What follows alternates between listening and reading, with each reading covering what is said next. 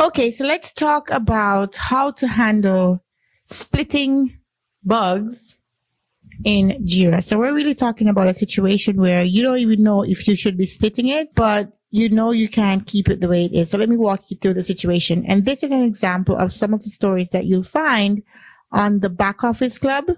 This is one of our boards on the Back Office Club where we're looking at backend and API integrations. And these are some of the things you'll be exposed to if you join the Back Office Club. So go to backofficeclub.org and sign up for one of our membership programs or do a course that we have. We have a course there called How to Write User Stories for Backend and API. That would be very helpful for you if you want a more technical inclined course so you can learn how to really work on these real projects where you're going to be asked to do these things. So we're looking today at an example where there is a system that allows you to upload files. And when that file is uploaded, it's actually being processed by other systems. And so we have an integration via an API to these other systems. So we're calling it A integration and B integration. So for the purposes of this video, just imagine that there is an API already built where once the file gets uploaded on your portal, then the API call is made and the processing of those files is handled via A integration or B integration, depending on the type of file it is. So we're looking right now at a bug. And as you know, bugs are denoted in Jira with this little red icon here. So we're in Jira, we're writing a bug and there's some testing notes, which I'll get into in a minute. So what has happened here is when they went to test the functionality that was making sure that the file was being processed, they encountered an error. And this is how they wrote the bug. So this is a good story too for you to see how bugs are written. And again, you can join the Back Office Club to see examples of all of these kinds of things, right? So first in the bug, we have steps to reproduce. So you log into the online portal, you upload an electronic funds transfer file. That's the kind of file we're processing. And we know it has an error. So we're testing to see if it's going to react well to the error. We expect that if the file has an error, that it would have a status of failed. And we would get a notification in the app to say, hey, the file you uploaded failed to be processed, so that the user can now know they need to go take some other steps and other actions, right? So you're supposed to upload the electronic funds transfer file that we know have an error. So we're expected to see the error. This is the unhappy part that we're testing. And then you click confirm. And the API will do the rest from there on. So when that test was done, the expected result was that the file content validation request, this is a request we're making to the API, is sent to the A integration platform and the B integration platform for this particular case, right? And then the file upload status should change from uploaded, because when you upload the file, it automatically shows the status of uploaded. And then that processing is happening in the back. And when that process is finished, it'll return a value back to the API that called it. And then because it should fail, it should update and change to failed. So now the status should say failed, right? That's what we expect, right? Then once it's failed, that triggers another event, which is a notification event to tell the user that, hey, the file you just uploaded, it failed. That's what we expect. However, when we actually executed the test, what we got was we had no notification that was received, but the file status was changed to failed. So this bug is saying that we didn't receive the notification that we expected. So the file was processed as it should. It should be failed, and it was, but we didn't get the notification we were expecting in the app. And that's why we had the fail. So in this example, there are some testing notes here that said that when they did the investigation and the testing and discussion with the developers who had built the original functionality, it is uncovered that it's a backend error.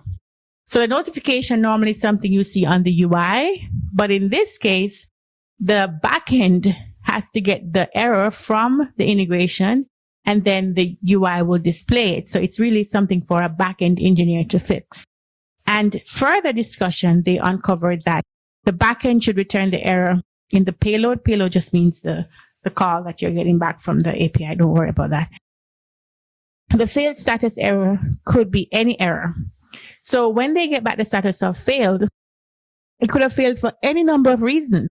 It could be a 404 error. It could be a 400 error. It could be a 412 error. It could be a 504. It could be a 501. It could be a 500. any of those errors that is returned by the API will result in a failed, right? So now the developer has to go in and he has to write code to catch any of those error states. So what we'll probably have to do is we're going to have to catch any 400 error, or any error that starts with 4, and any error that starts with 5, and make sure we trigger the notification for that. Or at least once it's set to failed, then we need to make sure we trigger the notification. So the reason I'm bringing this up is because I wanted you to understand the background to this bug. Now, you as the BA, working on the team, working with the backenders, working with the UI, working with the POs, this is one of those cases where you're like, what would be the best thing to do? You're handling the results that come back from testing two different integrations. It's the A integration and the B integration. You're also handling not showing the notification, but you're also handling, checking for all of these 4 errors or 5 errors. A lot of things happening in this one bug. So one of the things that could be suggested is that we need to split this bug, because the testing for this is going to be quite enormous.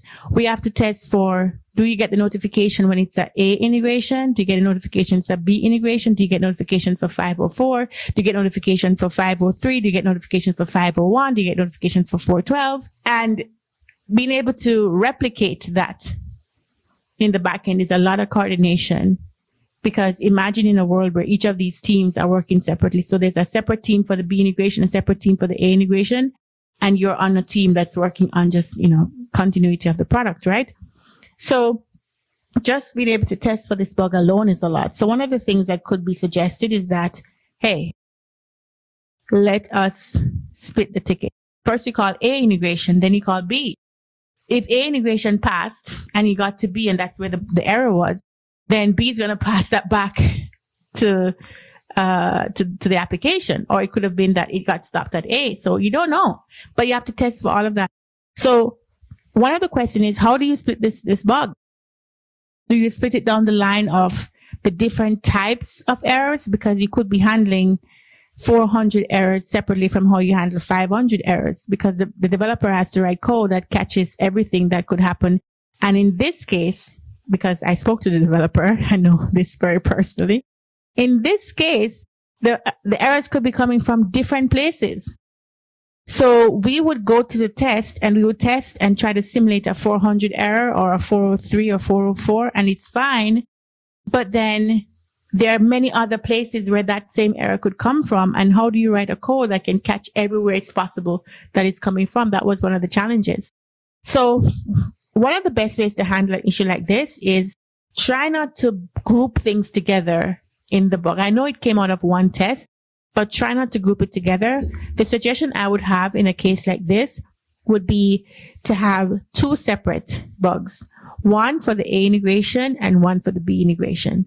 Now, the A integration could result in failed, and then you'll know if you get the notification or not. The B integration could also result in failed, and we want to make sure we're getting the notification when we should get it, right?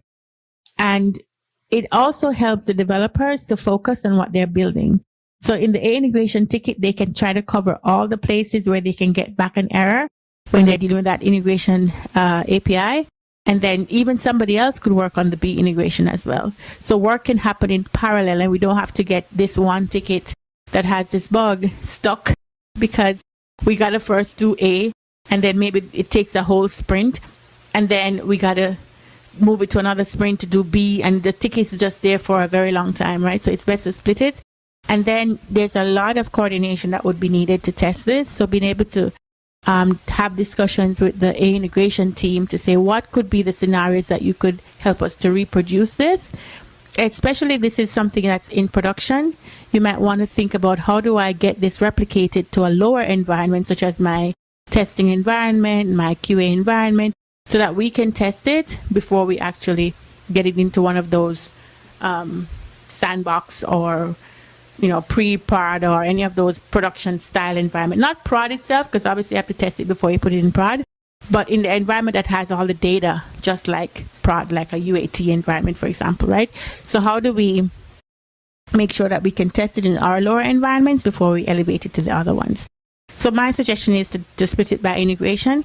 You could also say maybe you could split it by error family, right? So 400 errors, so one ticket to handle, testing for all the 400 errors, another one for testing how you handle the 500 errors. Maybe the errors handling is different, but I think that would be like last resort, right? I think the better way to split this kind of ticket would be via the integration points that would need to be tested. So that's what I would do. So these are some of the things that you'll have to make decisions on when you get into the world of working as a BA. And in the Back Office Club, we talk a lot about these real world kind of situations. You can't just learn the basic stuff that you're being taught in your courses or on your documents. You need real world stuff. I need to learn from somebody who's in the field.